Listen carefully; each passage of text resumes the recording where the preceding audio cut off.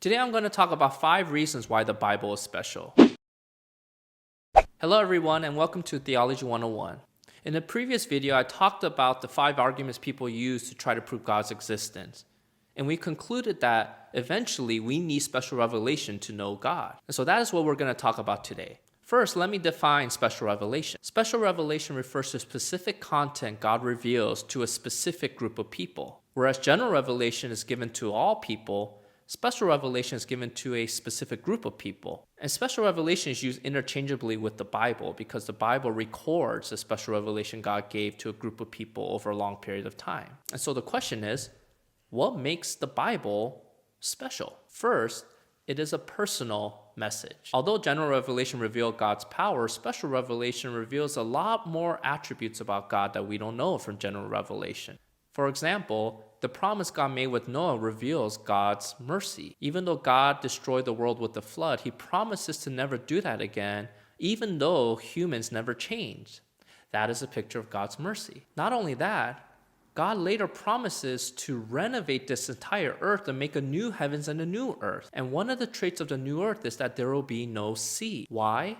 The sea was a symbol of God's judgment from the flood. This is God's way of saying that he'll reverse the effects of the flood and the effects of sin on the earth itself. So not only will he not destroy this world, but he'll actually make it a better world for his people. Second, special revelation is a progressive message. It is like a scroll that is unfolded over a long period of time. And so what God revealed to Abraham, he adds on to and reveals a little more to Moses, and then reveals a little more to David, and so forth. Special revelation isn't given to just one person at one time.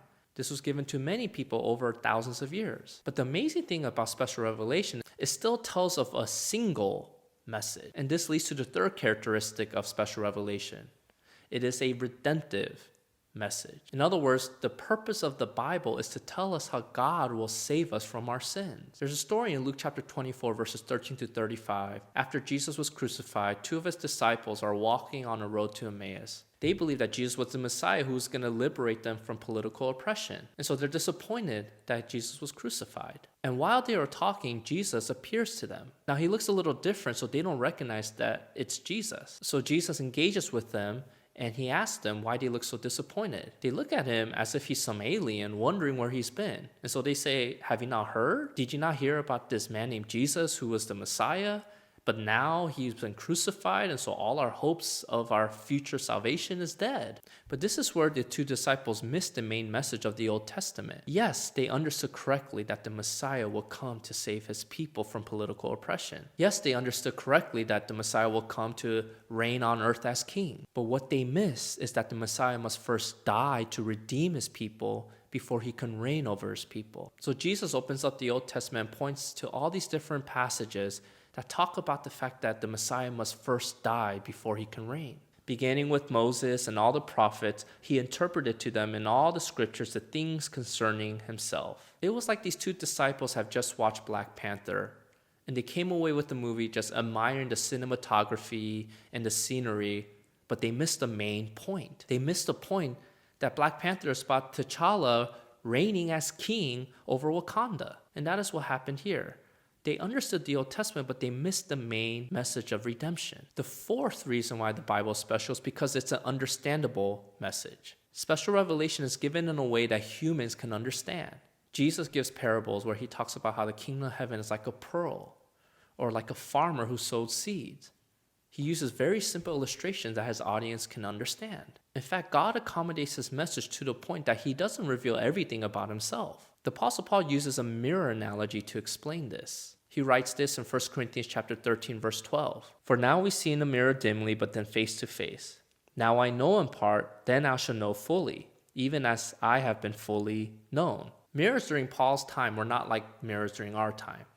They were pieces of metal, and it's very hard to see your own reflection in these mirrors. A lot of times they're skewed and only gave part of the image. The Apostle Paul says that what we know about God through special revelation is still only a mirror. And a mirror isn't the reality itself. A mirror is a reflection of the reality. And the only way we will see the full picture of God is when we see him face to face. And so special revelation, although it is sufficient and although it is accurate, it is not a complete revelation of God. because God had to accommodate his message so that we could understand. Final reason why the Bible is special is because it is a true message. Jesus not only believed that every word was true, but he even believed that every verb tense was true. There's a story of the Sadducees, which is a religious group of people who didn't believe in a physical resurrection.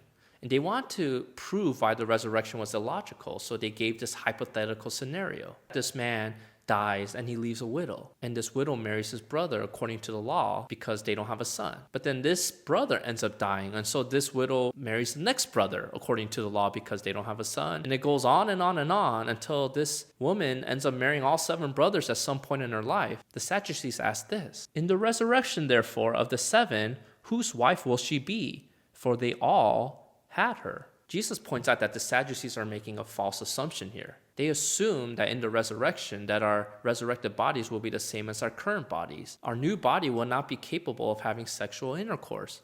This is why that Jesus responds by saying that there is no marriage in the resurrection. But then here is where Jesus wants to point out why there is a resurrection. Jesus quotes Exodus chapter 3 verse 6 in order to prove a resurrection. This is where God identifies himself to Moses by saying this: I am the God of your father, the God of Abraham, the God of Isaac, and the God of Jacob. Jesus concludes that based on the present tense verb, I am, that God must be God of the living and not the dead. How does this single phrase, I am, prove a resurrection? Good question. Jews typically fell into 2 camps. The ones who believed in the afterlife believed in the physical resurrection, and the ones who didn't believe in the afterlife didn't believe in the resurrection. In other words, there wasn't a Jew who believed in the afterlife without a resurrection. And so Jesus argues that if there is no afterlife, then God should have said this to Moses: I was the God of Abraham.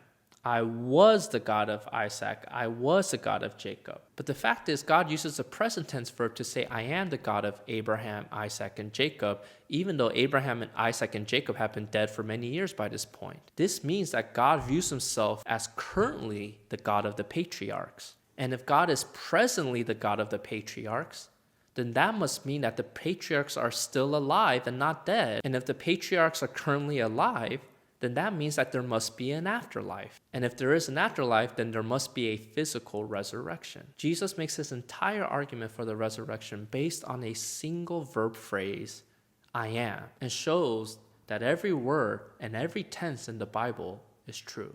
Today we've gone over 5 reasons why the Bible is special. If you found this video helpful, please like and share with a friend.